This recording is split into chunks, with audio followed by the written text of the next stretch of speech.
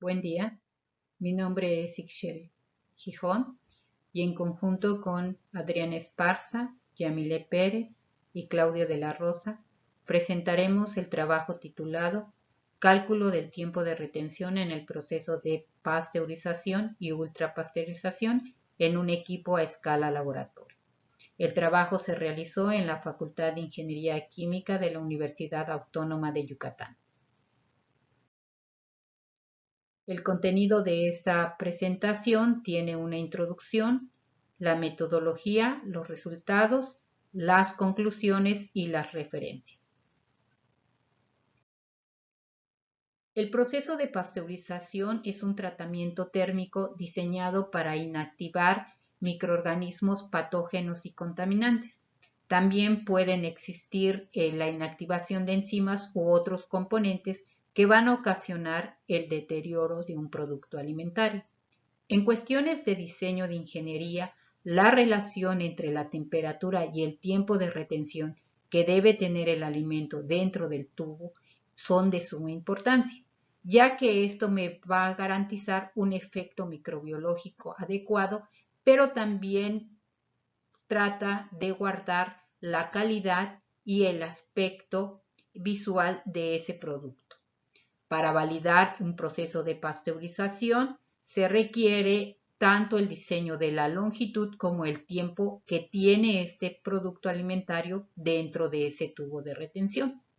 Podemos asumir que de ese tubo, ¿no?, en los equipos a escala industrial son tubos largos y rectos, pero en el caso de los equipos de escala laboratorio esto no se cumple. Esos tubos de retención no necesariamente son largos y rectos, sino son más cortos y curvos. Para el diseño, el uso de la velocidad máxima para el tiempo de retención es considerado. En el caso de los equipos de escala laboratorio, no puede usarse la velocidad máxima, tiene que ser usada la velocidad promedio. Por lo tanto, este trabajo constó en verificar que efectivamente el diseño de estos equipos para ese tubo de retención consta del uso de la velocidad promedio y no de la velocidad máxima. Nosotros consideramos al fluido ideal el agua. Lo que utilizamos fue un intercambiador de placas de la marca Anfield. Lo que se midió fue el flujo volumétrico generado por los diferentes porcentajes de velocidad de bombeo que consta este equipo. Se calculó la velocidad promedio y esta velocidad promedio fue la utilizada para calcular los tiempos de retención, con los cuales pudimos verificar que las longitudes correspondientes a los tubos integrados en los equipos efectivamente pertenecen a la velocidad promedio y no a la velocidad máxima. Esto se logró a través de una curva de calibración del equipo. ¿Qué es el tubo de retención? Bueno, este tubo de retención se encuentra a la salida de la sección de calentamiento y a la entrada del sistema de regeneración de un intercambiador de calor, ¿no? Es un tubo en el cual un alimento debe estar a una temperatura y a un tiempo determinado. Esa temperatura y ese tiempo son fijados por el tipo de microorganismo que hay en cada alimento. El caso que está mostrado en la tabla corresponde a la pasteurización, ¿no?, de la leche, que consta de 72 grados con 15 segundos, es decir, el producto deberá estar retenido en ese tubo durante 15 segundos a 72 grados centígrados para que se garantice el proceso de pasteurización. En el caso de la ultrapasteurización, que sabemos que son temperaturas más altas con tiempos más cortos, pues se reduce de 15 a 2 segundos y la temperatura cambia de 72 a 130 grados centígrados, ¿no? Por lo tanto, las características del tubo de retención, ¿no?, de estos equipos cambian. Para un proceso es 41 milímetros y para el otro es 35 y por lo tanto los diámetros también son diferentes, ¿no? En el uno es 9.6 milímetros, para el otro es 6.2 milímetros. ¿Qué es lo que hicimos? Pues fue medir el volumen, ¿no?, y tomar el tiempo en el cual se obtenía ese caudal volumétrico para diferentes velocidades de bombeo Estas velocidades de bombeo van del 0 al 100% y corresponden en cuestión de flujo de 0 a 2000 mililitros por minuto. ¿Qué es lo que nos permitió calcular con la medición de este caudal volumétrico? Pues lo que se calculó fue la velocidad promedio considerando el área de sección transversal del tubo de retención. Con esta velocidad promedio lo que se calculó fue el tiempo de retención, ¿no? O sea, podemos verificar qué tiempo de retención se genera, ¿no? A través de manejar esos porcentajes de bombeo y calcular el tiempo de retención. Para verificar que efectivamente la velocidad promedio es la que se utilizó para diseñar esas longitudes en esos equipos, pues lo que se hace es fijar el tiempo de retención, conocer la velocidad que me genera ese tiempo de retención y despejar la longitud y verificarlo, ¿no? Con la medición que se hace de forma directa. La tabla 1 que les muestra, bueno, la tabla 1 podemos considerar diferentes procesos de pasteurización para diferentes alimentos líquidos. Como ustedes podrán apreciar en la tabla, otro alimento cuyo proceso de pasteurización es indispensable en la industria es la industria de los jugos. Como podrán darse cuenta, lo que va a variar es la temperatura y en algunos casos lo que varía es el tiempo de retención. Este tiempo ya se conoce a priori porque se conoce el microorganismo objetivo que se desea inactivar en cada uno de los productos. En el caso de los jugos, el pH de la fruta determina básicamente la flora microbiana. Por lo tanto, el objetivo en cada uno de ellos pues va a ser diferente. Entonces, ¿qué es lo que nos interesaba? En un caso es verificar un proceso de pasteurización para un producto muy comercial que es en la leche, pero también para conocer las condiciones en el cual se podría trabajar el otro producto mayoritariamente pasteurizado en la industria de alimentos, que serían los jugos. ¿Qué es lo que se obtuvo con estas mediciones? Pues fue una curva de calibración para los diferentes porcentajes de velocidad de alimentación y con esos porcentajes, ¿no? O con esta curva lo que se obtuvo fue una ecuación lineal, la cual me permite despejar, en este caso, pues el porcentaje de flujo que me garantice el tiempo de retención que yo deseo, ¿no? Que puede ser 15 segundos, puede ser 2 segundos, o pueden ser 10, 7, el tiempo que requiera el producto, ¿no? Porque ese ya es un tiempo determinado por la microbiología de ese producto, ¿no? Entonces, eso ya es fijado a priori.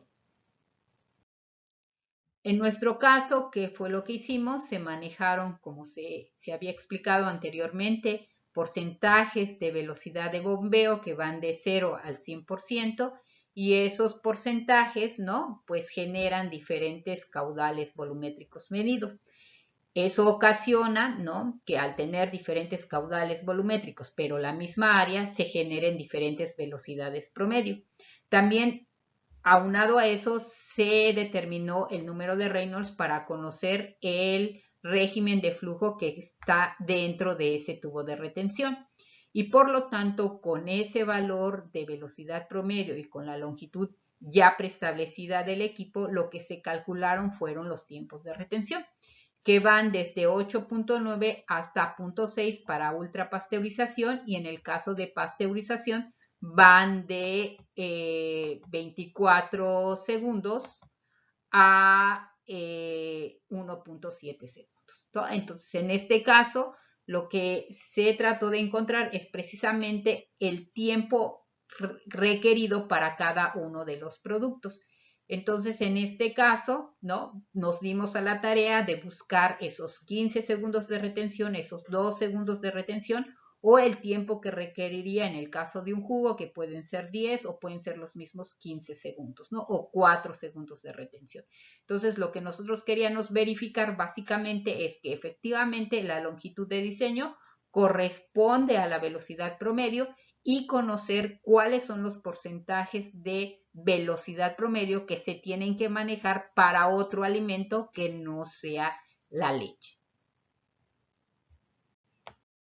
En la tabla 3 podrán ver ¿no? que hay un listado para el tubo de retención de pasteurización y para el de ultrapasteurización, en los cuales ¿no? Hay diferentes temperaturas ¿no? para diferentes productos. Para el caso de pasteurización, para esos 15 segundos de pasteurización, ¿no? Y lo que puedo encontrar es el porcentaje de velocidad de bombeo a los que deberé trabajar que me garanticen esos 15 segundos. Lo que yo modificaré en mi caso será la temperatura a los cuales se tendrá que pasteurizar. En el caso de la ultrapasteurización, ¿no? Que en el caso de los jugos en vez de ser 2 es 4, ¿no? Lo que cambia también es la temperatura, pero lo que yo encuentro, ¿no? Pues son los porcentajes de velocidad que tendría que manejar en el intercambiador, bueno, en el pasteurizador, para que yo garantice esos tiempos de retención que me generen estos tiempos, ¿no? De muerte eterna. De manera de conclusión, que podemos decir que efectivamente los equipos de escala laboratorio o escala piloto, ¿no? En los cuales no se tiene un tubo de retención recto, sino un tubo de retención curvo, el uso de la velocidad promedio no es válido para el diseño, sino tiene que ser la velocidad promedio, no la velocidad máxima. En este caso, ¿qué es lo que debemos hacer? ¿No? En cuestiones de garantizar el proceso de pasteurización para estos equipos, será considerar en nuestros cálculos a esa velocidad promedio. ¿No? En nuestro caso, particularmente, se planteó el proceso de pasteurización de la leche y esto se logra, ¿no? Con un tiempo o con un flujo volumétrico que corresponde a 10 litros, 15 segundos y 13.4% de porcentaje de bombeo. Para el caso de la ultrapasteurización, que serán 2 segundos, se manejarán 27.4 litros por hora o un porcentaje ¿no? de bombeo de 30.4. En el caso de otro alimento, ¿no? Pudimos considerar los jugos, ¿no? Y diferentes porcentajes que corresponderán a diferentes tiempos de retención para esa misma longitud de tubo, ¿no? Entonces, yo ya tengo ese tubo preestablecido. Lo que yo quiero conocer en mi caso, entonces, son las diferentes velocidades que me van a garantizar ese tiempo de retención que yo quiero, ¿no? Y esa velocidad está asociada al porcentaje de velocidad que debo de manejar. Entonces, en el caso de la industria de alimentos, es indispensable que ese tiempo de retención se cumpla por la calidad microbiológica, pero también debe haber un equilibrio en cuestión del valor nutricional y en cuestión de la apariencia.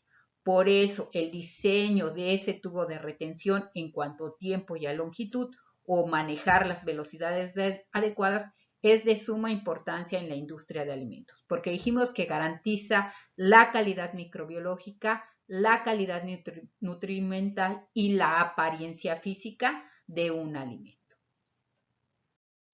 Estas son las referencias utilizadas para este trabajo y los autores quieren agradecer a la Facultad de Ingeniería Química de la Universidad Autónoma de Yucatán y al CIERMIR por proporcionarnos la oportunidad de participar en este evento. Muchísimas gracias.